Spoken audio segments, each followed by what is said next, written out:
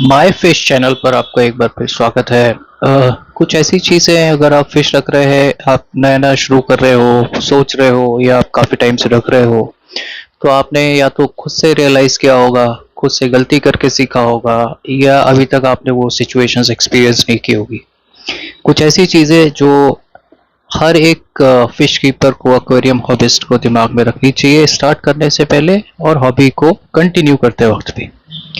कुछ एक शॉर्ट चीज़ों के बारे में जल्दी जल्दी बात करेंगे। एक्वेरियम को साफ करते वक्त क्या क्या चीज़ इस्तेमाल करनी चाहिए, कैसे साफ करना चाहिए, इसके बारे में क्विक टिप्स जो है वो बता देते हैं। एक जो एक्वेरियम होता है उसके सरफेस पर काफ़ी बेनिफिशियल बैक्टीरिया होते हैं, तो उसको साफ करने का तरीका ये है कि आपको एक स्क्रब जो होता है, स्क्रब से हल्के से उसके ग्लास को स्क्रब करना है। उसके जो ऐसी गंदगी जो आपको दिख रही है कि ग्लास पर है, सिर्फ उसको साफ करना है, पूरा क्लींस करने की ज़रूरत नहीं होती। ऐसा तो गलती से भी ना करें कि आप सारी फिश को बाहर निकालें, पूरा पानी खाली करें, पूरा सैंड निकालें, पूरा फिल्टर निकाल दें। नए नए हॉबीज जो होते हैं, नए नए एक्वेरियम रखते हैं, वो ऐसा करते हैं, वो बिल्कुल गलत है। नए एक्वेरियम में वैसे ही बेनिफिशियल बैक्टीरिया की कमी रहती है, उनको बिल्कुल ऐसा नहीं करना चाहिए। ज़्यादा से ज़्यादा 50% पानी चेंज करना चाहिए। पॉइंट ये कि एक्वेरियम ग्लास को कैसे साफ करना है। एक्वेरियम ग्लास जो है, जैसा बोला कि अगर उसमें ऑलरेडी फिश है तो उनको साफ करने का तरीका स्क्रब से करने का है। हल्के से साफ कीजिए और उससे ज़्यादा किसी केमिकल का इस्तेमाल गलती से भी मत कीजिए। बहुत लोग, मैंने देखा है, जब भी मैं किसी लोकल फिश स्टोर में होता हूँ, बहुत लोग आते हैं, बोलते हैं कि मैंने तो अच्छे से एक्वेरियम साफ किया था साबुन से या सर्फ से, और मैं तो अच्छा ही चाहता था फिश के लिए, लेकिन वो फिर भी मर गई। अब समझ नहीं आता सिचुएशन में कि हंसना चाहिए, रोना चाहिए, दुख होना चाहिए, कि क्या करना चाहिए। एनीवेज, तो सही तरीका ये है कि किसी भी केमिकल को अपने फिश एक्वेरियम से, मछलियों से दूर रखना है किसी भी हालत में। ग्लास को साफ करना है तो सिर्फ पानी और स्क्रब से करना है, किसी भी केमिकल का इस्तेमाल नहीं करना है। एक ऐसी चीज होती है एक्वेरियम जो बहुत सेंसिटिव है। ये कुत्ते बिल्ली पालने जैसा नहीं होता है। कुत्ते और बिल्ली जो है वो काफी अडेप्ट हो जाते हैं ह्यूमन बीइंग के साथ, तो वो काफी चीजों में आपके साथ इन्वॉल्व रहते हैं, काफी चीजें एक दो वक्त खेलते वक्त साथ रख सकते हैं। फिश नहीं होती ऐसी, ठीक है ना। इनको काफी सेंसिटिव होती हैं और आपको भी काफी सेंसिटिवली इनको रखना पड़ता है।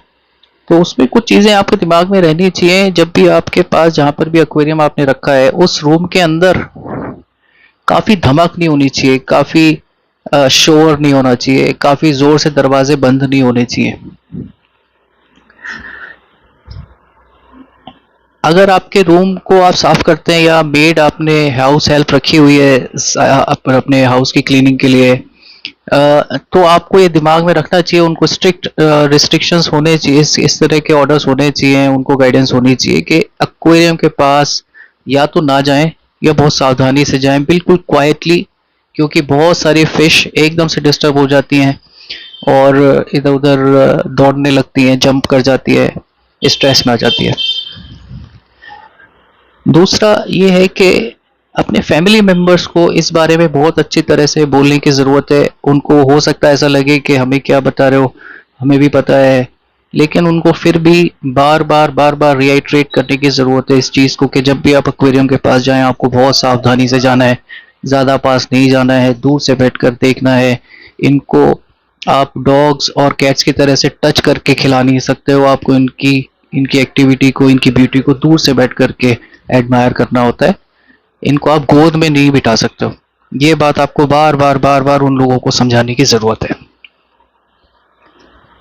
अब एक चीज जो होती है, ये बच्चे होते हैं घर में, है ना, उनको इतने प्यारे होते हैं कि आप ना उनको ज्यादा कुछ बोल सकते हो, ना उनको ज्यादा इतना कंट्रोल कर सकते हो कि वो घर में कहाँ जाए कहाँ ना जाए।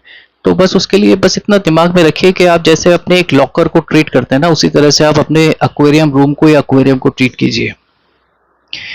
एक लॉकर के पास आप किसी को भी नहीं जाने देते, उसकी चाबी किसी को भी नहीं देते, बस उसी तरह से आपको एक्वेरियम को अपने देखना है। ये आपको बिल्कुल दिमाग में रखना चाहिए कि आपके बच्चे गाना ना गाएं, शोर ना करें, पार्टी ना करें उस रूम में जिसमें एक्वेरियम रखा है, क्योंकि उससे बहुत ज़्यादा स्ट्रेस में आ जाती हैं। आपकी फिश जंप कर सकती है, मर सकती है, स्ट्रेस में आकर बीमार पड़ सकती है।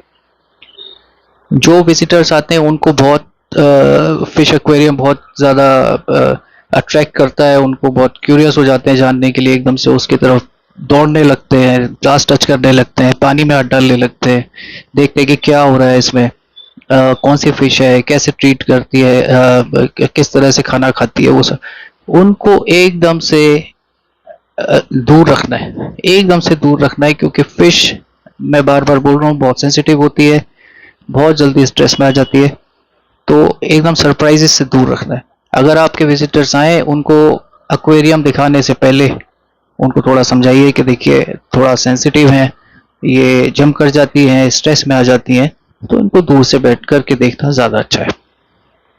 बार बार खाना देते हैं, जो भी आता है घर में वो खाना देता है, वो सबसे बड़ी प्रॉब्लम हो जाती है पानी की क्लीनलीनेस के लिए, एक्वेरियम की मेंटेनेंस के लिए और फिश के हेल्थ के लिए। उसको कंट्रोल करने की ज़रूरत है।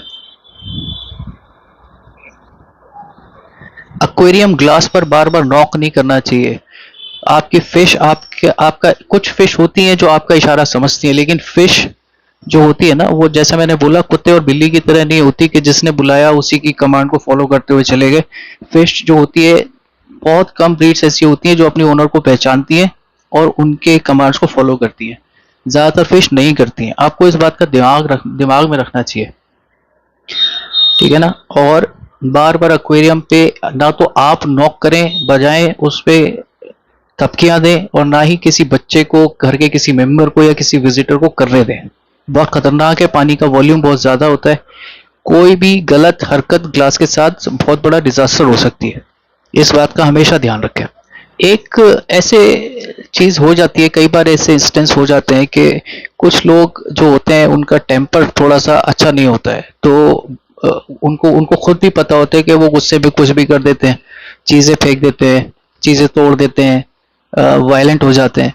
तो अगर वो अपने एक्वेरियम से, अपनी फिशेस से प्यार करते हैं, तो उनको ये बात दिमाग में रखनी चाहिए कि अगर वो, उनको पता है कि आज उनका मूड खराब है, तो वो उस रूम में या एक्वेरियम के पास बिल्कुल गलती से भी ना जाए, क्योंकि उनको पता है कि उनका एंगर उनके कंट्रोल में अपना वायलेंट हो जाते हैं, और उसके बाद वो फिश के बारे में कुछ नहीं कर पाएंगे उस गुस्से में। तो अच्छा ये रहेगा कि उस गुस्से को, जो है उस गुस्से में एक्वेरियम के पास ना जाएं। ऐसे ही आपको घर के किसी भी मेंबर को करने से रोकना चाहिए, स्पेशली बच्चे। बच्चों को कई बार इतना गुस्सा आ जाता है वो चीज़ें फेंक देते हैं, उनको बिल्कुल दिमाग में रखना चाहिए, वो ग्लास पर लग सकता है, एक्वेरियम टूट सकता है। अगर आप घर में पार्टी कर रहे हैं, जैसा कि मैंने पहले कहा, फिश के लिए साउंड, ज़्यादा मूवमेंट, लोगों की इधर उधर, दरवाजे तेज बंद करना, ठपक की आवाज़, ग्लास पर नॉकिंग, ये सारी चीज़ें हार्मफुल हो सकती है। तो पार्टी कर रहे हैं तो आप कोशिश कीजिए कि दूसरे रूम में कीजिए जहाँ पर एक्वेरियम नहीं रखा आपने, या फिर अगर जगह की रिस्ट्रिक्शन है तो आप कोशिश कीजिए कि एक्वेरियम को किसी भी तरह से excuse me, किसी भी तरह से इस चीज़ से बचाएं। कर्टन से थोड़ा ढक कर, या जैसे मर्जी आप कर सकते हैं, उसको कीजिए, वो बहुत ज़रूरी है। ये आपको मालूम है कि जो इंसेक्ट्स होते हैं, मक्खियाँ होती हैं, मच्छर होते हैं, ये मछलियाँ जो होती हैं, ये इन्हीं पर सरवाइव करती हैं वाइल्ड में। घर में भी आपने देखा होगा कि अगर आपने एक्वेरियम ऑलरेडी रखा है, मच्छर अगर ग्लास के आसपास आता है तो मछलियाँ जो होती हैं उनको कैच करने के लिए, जल्दी से कैच करने के लिए भागती हैं। तो ये जो होते हैं, ये कीड़े जो हैं, इसकी वजह से आपकी फिश पानी के बाहर जंप कर सकती है, और ये कभी भी कर सकती है, ज़रूरी नहीं है कि आपके सामने ही करेगी। आप नहीं है तो पीछे से भी कर सकते हैं। तो कोशिश कीजिए कि अपने दरवाजे बंद रखिए, मक्खी मच्छर अंदर ना आने दीजिए, और ग्लास के आसपास उनको ना भटकने दीजिए। आपकी फिश जंप करेगी, मर जाएगी। अगर आपकी फिश इतनी बड़ी हो गई है, या आपको पसंद नहीं, आपको दूसरा फिश रखनी है, आपका जो कम्युनिटी टैंक बना रखा है उसमें ऐसी कोई फिश आ गई है जो बाकी को नहीं रहने दे रही है, उस सिचुएशन में आपको एक पर्टिकुलर फिश को एक्वेरियम से निकालना पड़ेगा। पहली चीज जो आपको नहीं करनी है, किसी भी हालत में नहीं करनी है, वो किसी नदी नाले तालाब में नहीं छोड़नी, किसी भी हालत में नहीं छोड़नी है। जो काम आप कर सकते हो दो कर सकते हो। एक तो जिस लोकल फिश स्टोर होगा आपके आसपास, फिश सेलर होंगे, आप उनसे बात करके उनको दे सकते हो, या फिर फेसबुक पर, इंस्टाग्राम पर एक्वेरियम हॉबी से रिलेटेड आपके ग्रुप्स होंगे लोकल, उसमें आप पोस्ट डालकर किसी को रीहोम करने के लिए बोल सकते हो, अपने फ्रेंड से पूछ सकते हो। वाइल्ड में किसी भी तरह की मछली जो आपके एक्वेरियम में है, किसी भी तरह की नहीं छोड़नी है, किसी भी हालत में। एक और पॉइंट जल्दी से हम डिस्कस करेंगे, और वो है वेकेशन के बारे में। अगर आप छुट्टी पर जा रहे हो तो आप फिश का क्या करोगे, डिपेंड करता है कि अगर आप एक दिन के लिए, 2 दिन के लिए जा रहे हो तो आपको ज़्यादा टेंशन लेने की ज़रूरत नहीं है। फिश एक दिन 2 दिन आराम से बिना फूड के रह सकती है। बस आपको ये देखना पड़ेगा कि बिजली ना चली जाए, ऑक्सीजन और फिल्ट्रेशन चलता रहे, इसको आपको देखना पड़ेगा। या तो अपने नेबर को बोलिए, या किसी तरह से मेक श्योर कीजिए, सीसीटीवी अगर आपके लगे हुए हैं तो उससे देखिए, किसी भी तरह से ऑक्सीजन नहीं जानी चाहिए। तो 2 दिन तक फिश का बिना फूड के रहना कोई बड़ी बात नहीं है, दे कैन सर्वाइव। उसके ज्यादा दिन के लिए जा रहे हो तो एक तो ऑटो फीडर आते हैं मार्केट में, ऑटो फीडर, उसमें आप टाइम सेट कर सकते हो, खाने की क्वांटिटी सेट कर सकते हो, वो अपने आप खाना दे देते हैं। दूसरा आप ये कर सकते हो कि अगर सारे फैमिली मेंबर्स नहीं जा रहे हैं, कोई घर में बचा हुआ है, तो आप उसको समझा सकते हो, एक पर्टिकुलर खाने की क्वांटिटी के पैकेट्स आप बनाकर रख सकते हो, और उनको समझा सकते हो कि इस टैंक में इतने बजे ये खाने का पाउच डालना है। जो एक्वेरियम रखते हैं उनको अच्छे से पता होता है कि खाना किस तरह डालते हैं, फिल्टर बंद करते हैं कि नहीं करते हैं, टैंक के किस साइड में कौन सा खाना डालते हैं, अगर आपके पास मल्टी ब्रीड्स हैं और मल्टी टाइप्स ऑफ फूड है, ठीक है ना। आप ये सारी चीजें तो नहीं बता पाओगे, लेकिन उसके बाद भी आप एक मिनिमम बेसिक बेयर मिनिमम उसको समझा सकते हो, जो पीछे से आपके खाना देगा मछलियों को, कि ये वाला फूड का पैकेट इस वक्त पर आपको दे दे मछलियों को। ये आप कर सकते हो। कुछ और जल्दी जल्दी 2-3 बातें हैं जो कि दिमाग में रखनी चाहिए अगर आप फिश रख रहे हैं या फिश रखने के बारे में सोच रहे हैं। जब भी आप फिश लेने जाएं, ये बात मेरे साथ हो चुकी है, इसलिए मैं आपको बहुत इसके बारे में कॉशियस रहने के लिए बोल रहा हूँ। जब भी आप फिश लेने के लिए जाएं, चाहे आप 4 व्हीलर पे हो, 2 व्हीलर पर हो, जैसे भी हो, एक बैक पैक, एक सॉलिड बैग लेकर के जाएं। ऐसा बैग जो आप अपने हैंडल पर ना लटका दें, जिसको आप रख सके, जिसको आप टांग सके, बैकपैक जिसको आप अपने पीछे टांग सके या आगे टांग सके, बाइक पे ना टांगे। सॉलिड बैग जिसमें आप फिश के पैकेट्स रख सके, क्योंकि अगर आपने लटका दिया तो बाइक चलाते वक्त या गाड़ी चलाते वक्त वो पैकेट गिर सकता है, फट सकता है। इसलिए उस पैकेट को एक या तो कंटेनर लेके जाए या फिर एक बैग लेके जाए, उन पैकेट्स को उस बैग के अंदर रखे सेफली। एक क्विक चीज और बता देता हूँ, बेटा फिश के लिए स्पेसिफिकली ये होता है कि छोटे छोटे कप्स में, हम घर में भी कंटेनर्स में छोटे छोटे में रखते हैं, जब उसका पानी चेंज करते हैं तो हम सिंक के ऊपर या सीधा पॉट के ऊपर उसका पानी ड्रेन कर देते हैं। बहुत लोगों ने कंप्लेंट की है, बहुत लोगों के साथ ये हादसा हुआ है कि वो पानी ड्रेन करते वक्त तो फिश भी ड्रेन हो जाती है। तो इस चीज का दिमाग में रखना है, कभी भी किसी भी कंटेनर का, एक्वेरियम का पानी सीधा ड्रेन ना करें, कि सीधा का सीधा वॉश बेसिन में या सिंक में ना डाल दें। मेक श्योर कि उसके साथ फिश ना चली जाए, ये बात आपको हमेशा दिमाग में रखनी है। जब आप फिश ला करके अपने एक्वेरियम में डालते हैं, नई नई फिश ला करके डालते हैं, और उसके बाद आप बैग देखते हैं उसमें फिश नहीं होती, ये मेरे साथ कई बार हुआ है, और मैंने इसलिए प्रैक्टिस बना ली है कि फिश डालने के बाद मैं पूरे पैकेट को पानी निकालने से पहले अच्छे से देखता हूँ, उसके बाद उसका पानी एक कंटेनर में निकाल देता हूँ। क्योंकि जो प्लांटेड टैंक की फिश होती है, बहुत छोटी होती है, पूरा पानी निकालने के बाद पैकेट में कहीं ना कहीं वो चिपक जाती है और वो आपको पता नहीं चलता। उसके बाद आपको पता ही है उसको मरना है, उसकी डेस्टिनी। तो आपको क्या करना चाहिए, आपने फिश निकाल करके टैंक में डाल दी, उसके बाद ये मेक श्योर करने के लिए कि उस पैकेट में और कोई फिश नहीं रह गई है, उसका पूरा पानी एक टैंक में, एक कंटेनर में निकाल लो, एक बकेट में निकाल लो, उसमें अच्छे से देखो, उसके बाद खाली पैकेट को बहुत अच्छे से देखो, उसके बाद ये प्रोसेस कंप्लीट करो कि हाँ अब मैंने अपनी सारी फिश पैकेट से निकाल ली। ये एक और इसी तरह की फिशेस के साथ एक और चीज हो जाती है, जब आप होज वैक्यूम पाइप यूज करते हो पानी चेंज करने के लिए, तो छोटी फिश उसमें चली जाती है कई बार पानी चेंज करते वक्त।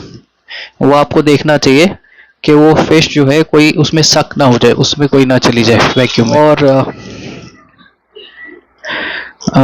चीज बता देता हूँ